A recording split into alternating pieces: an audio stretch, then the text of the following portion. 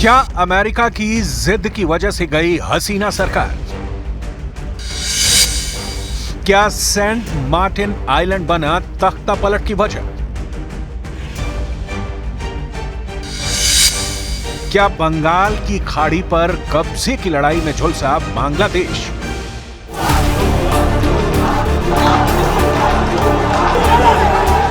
बांग्लादेश में तख्ता पलट के बाद हर तरफ सुलगी आग की वजहों को लेकर रोज नए नए दावे सामने आ रहे हैं। अब बांग्लादेश की पूर्व प्रधानमंत्री शेख हसीना के संदेश का एक ऑडियो वायरल हो रहा है, जिसमें तख्ता पलट के पीछे अमेरिका का हाथ होने की बात कही जा रही है।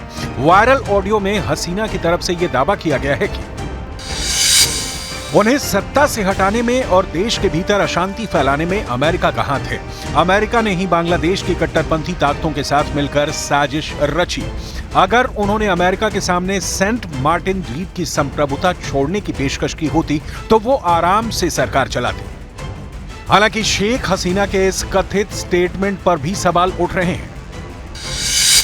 शेख हसीना के बेटे सजीब वाजेद ने साफ कहा है कि उनकी मां शेख हसीना के नाम पर प्रचारित किए जा रहे स्टेटमेंट फर्जी और मनगढ़ंत हैं।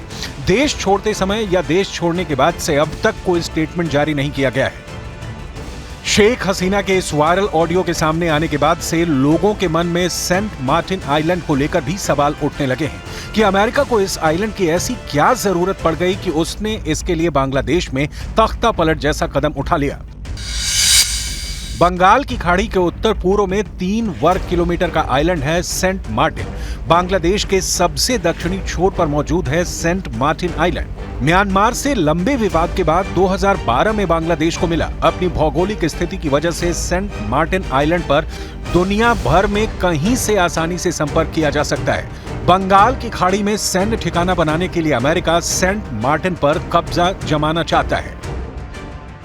सेंट मार्टिन आइलैंड पर कब्जे को लेकर आई इस खबर को हिंद महासागर क्षेत्र में अमेरिका और चीन के बीच प्रभाव बढ़ाने की कोशिश के तौर पर भी देखा जा रहा है। अगर शेख हसीना का बयान वाकई सही है और उनके इस दावे में जरा भी सच्चाई है तो बांग्लादेश की अंतरिम सरकार के लिए भी सेंट मार्टिन एक बड़ा सवाल बनने जा रहा है।